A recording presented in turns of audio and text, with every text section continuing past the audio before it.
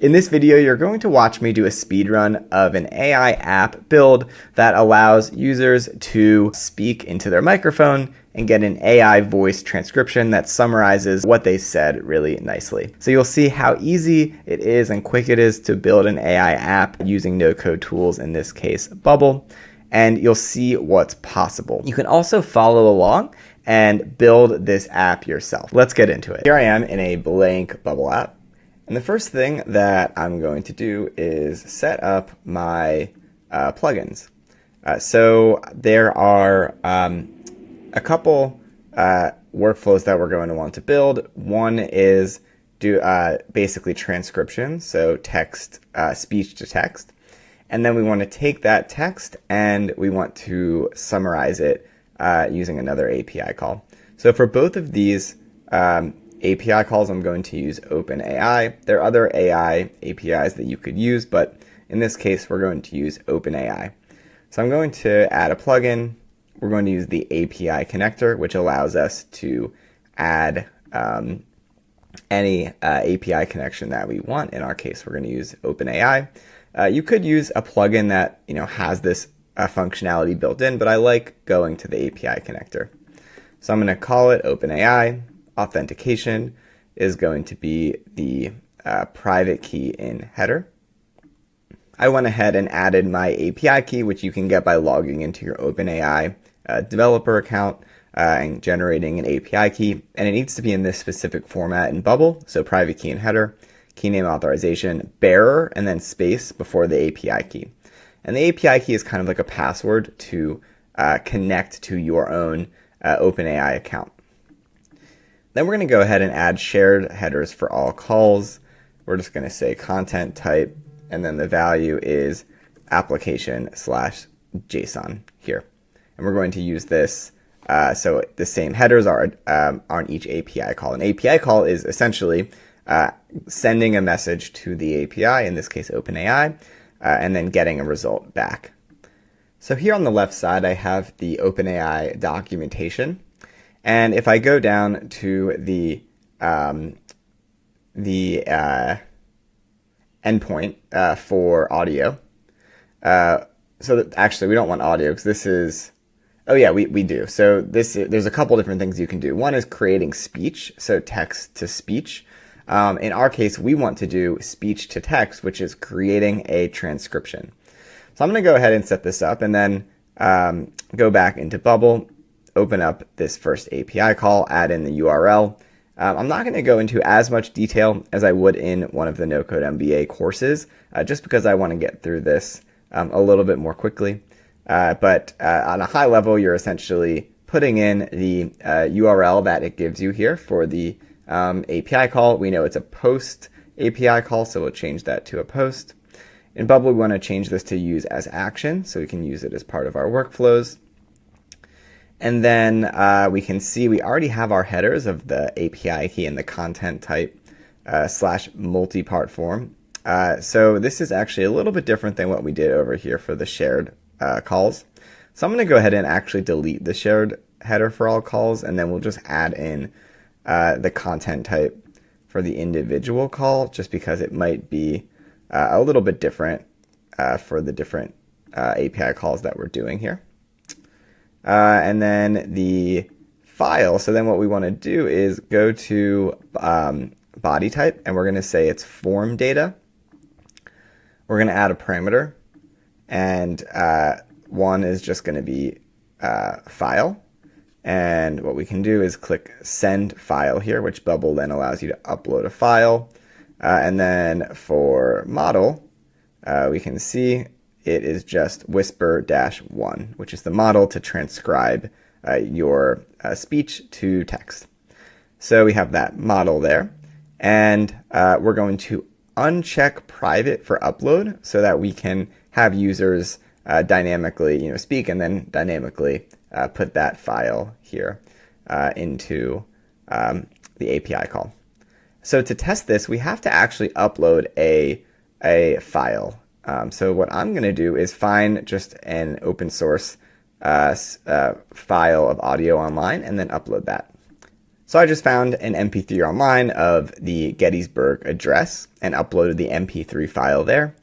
And now we can go ahead and initialize the call, and let's see if it works correctly or if there's any errors that we need to resolve. So, okay, great. So we got a value, which means that it worked, and we can see this is the text of the Gettysburg Address. So we know that it worked, and we can just go ahead and click Save. And I'm going to change this name to transcription for that first API call. So we're going to have the transcription, but we want to do one more API call, which is going to be the summary. And to do this, we're going to want to use this as an action again. It's going to be a post. And then let's go to OpenAI, and we want to go to the chat completion, create chat completion.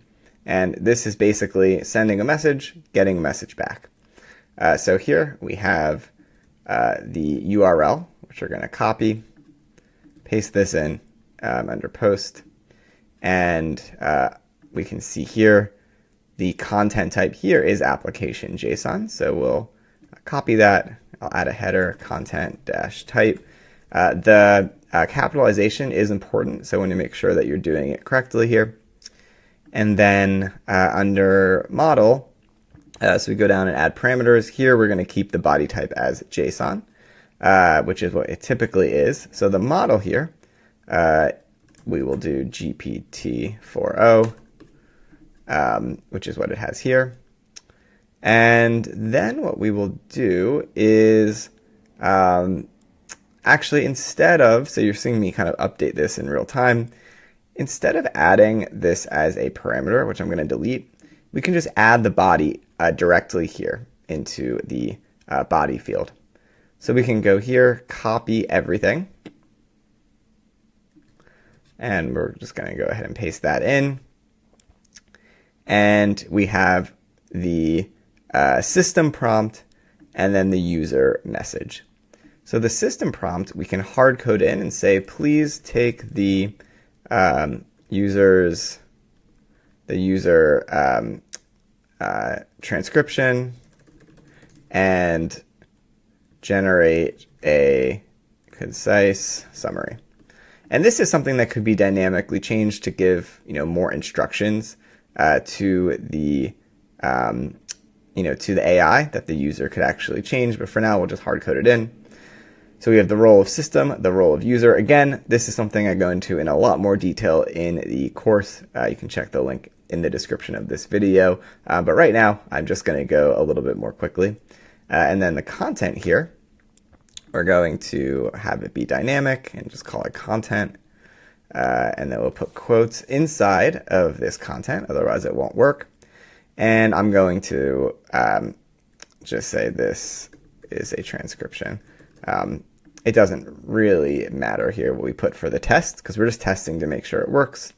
We'll uncheck private because we want to make sure that this can be dynamically changed. We'll go ahead and click initialize. And there we go. Awesome. So we got the response. So we can go ahead and click save. And that's everything we need to do for the API call. So we're really almost finished building the app. This is the hardest part to build this simple app, is just getting the API calls set up. So what we're going to do is add another plugin here. And this plugin is going to be an audio recorder, because we need a plugin here so that we can allow users to actually record audio. So let's go ahead and use this audio recorder plugin here at the top, and we will go ahead and X out. So now we have this audio recorder plugin. So now we're back here in the design tab. Under the index, just go to layout and make sure you're on the column layout so that we're using the responsive designer here. I'll go ahead and add a group, and this group I'm just going to call group record. And then I will go ahead and go to appearance, and I will change it to group border here, which is a basic style that Bubble has included. Then I'll go ahead and add a button inside. You want to make sure it's inside. On that group record, I'm just going to go ahead and add padding all the way around. And then I'm going to say start recording. And let's go ahead and click under start recording. We're going to add a workflow here. And the workflow is going to say record. Actually, before we do that, we need to go into the elements and add the audio recorder element to the page. I forgot to do that, so you need to make sure it's on the page there. Then if we edit workflow, the start an audio recorder workflow step will be there. So we're going to start the recorder. The element is audio recorder A, so that's the element that we just added. So you could have multiple potentially. I'm not going to have a max, and I'm just going to leave this as the default bitrate. So we're starting the audio recorder, and then what we can do is have another button below, and we can dynamically hide and show these. And this I'm going to just say stop recording. And I can add a workflow here and say stop an audio recorder A. In terms of saving to Bubble, I do believe we want to check that. And then for file name, this I'm just going to set it to a random number, basically. So we will do calculate formula, generate random string, length of characters 10, and just close it. So basically, we're just going to calculate a random ID for this file. And then what we want to do is take that file, and we want to send it to OpenAI. So we'll go OpenAI and go down to the transcription. And then the URL, we'll go insert dynamic link. It'll be the result of, actually, we don't want to do the result. So we're going to go ahead and do insert dynamic link. It's going to be the audio recorder A's saved to Bubble URL. Yes. And then we want to do one more thing, which is find and replace. We're going to do 2 forward slashes and change it to HTTPS and 2 forward slashes. So this is going to give us a public URL link that OpenAI should be able to work with. So we'll test it and see if there's any errors that we need to fix here. Okay, great. And then what we want to do is save the response of the transcription to the page. So I'm going to go ahead and go back to the designer. Under the index, I'm just going to add a custom state, which is going to be saved transcription. And we will set this as text and create it. Now, if we're building this out further, we could save it to the database and create users. But right now, I just want to save it to the page.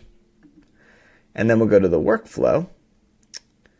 And then what I'm going to do is say set state of an element, which is the index, the page we set that custom state to. The saved transcription is going to be the result of step 2's text. So it's just the text there. Okay, great. And the reason I'm doing that is because I want to just confirm that this is working correctly. So then what I'm going to do is have this text, put it right below, insert dynamic data, the index is saved transcription. So we'll see if this actually works. So it's good to build in steps, test, see if it works, and then continue. So I'm going to go ahead and click preview. We'll preview the app. I can do step by step here, so I kind of know what's happening. So I'm going to click start recording. We have the run next, which is starting the audio recorder. I'll click run. It's asking if I can use the microphone. I'll say yes. And right now we should be recording. Now we can add a recording element so that the user knows that we are recording, but we should be recording. I'm going to go ahead and click stop now. And let's see what happens in the step-by-step. So here we go. Button stop is clicked. We're stopping the audio recorder. OpenAI transcription. So right here, I already know that there is an issue because this did not work. I can see this file is empty. It looks like the save to bubble URL was empty, so that did not save correctly. And then it didn't work. So if I go ahead and click next, it's just not going to work. It's just going to basically show the default value that we had.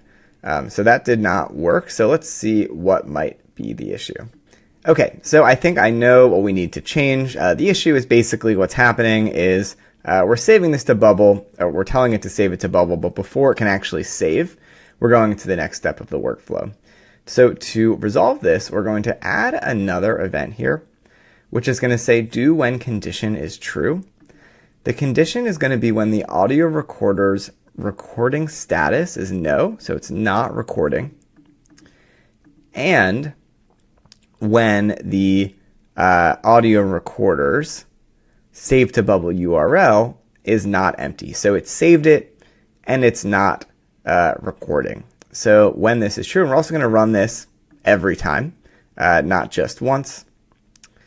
And what we're going to do is then we're going to go ahead, copy this step and just paste that in as step 1 here. And then step 2, again, copy it and then paste it in here. And we'll just change that to the result of step 1 because it changed steps. We'll delete this. So really we're just going to stop. And then I'm going to do one more thing, which is clear an audio recorder. So we're going to clear those values. Okay. So now let's try that one more time. So I'm going to refresh. Let's just do it step by step, I guess. That's fine. So we'll start it. Hello, testing 1, 2, 3. Stop. We're stopping. And then, or no, it's not going to, oh, and here we go. Yes. So hello, testing 1, 2, 3. Stop or stopping. So it worked, which is pretty cool. So that's the trick. You have to put it into that separate workflow so that it's waiting for that trigger. So that's something that is actually really helpful to know if you're building this yourself. Okay, great. So we have hello, testing 1, 2, 3, stop or stopping. That is just the transcription. And now we're going to take it to the next step and actually summarize that. So let's go back into our editor here. So here we are in our editor. So here we have the full transcription. And what we can do is add the next step, which is OpenAI summary. The content we're going to get from that transcription. So it's going to be the result of step 1's text, and it's going to be formatted as JSON safe. So this is, if we go back to our plugins here, we go back to the API connector and the summary, we're basically dynamically putting this into content. So here the system is take the user transcription and generate a concise summary. So we're going to give it that transcription. And then what I'm going to do is go to the designer and I'll go to the index of the page. I'm going to add one more custom state, which is the summary. And the state type is a text, and save that. I'm just going to copy and paste so that we have another text, but this, instead of being the saved transcription, will be the summary. And I can go ahead and just, this isn't the best design right now, but I just want to show you what's possible. And then what I'm going to do is go ahead and go back to the workflow tab and set state of an element. The element is going to be the indexed summary. And the value is going to be the result of step 4. This is a little bit more complicated, but you have to do the choices, first items, message content. So basically there's could be multiple choices. So you do the first one and then the message content. And that's how you get the text result from that OpenAI summary. Okay, great. So now let's go back and let's test this one more time. So I'm going to go ahead and go into preview. I'm just going to keep the debugger as normal, and hopefully it works correctly. So I'm going to start recording, and then what I'm going to do is let me talk about one of the upcoming no-code MBA courses. So I'll just do that. It'll be something that we'll let it summarize.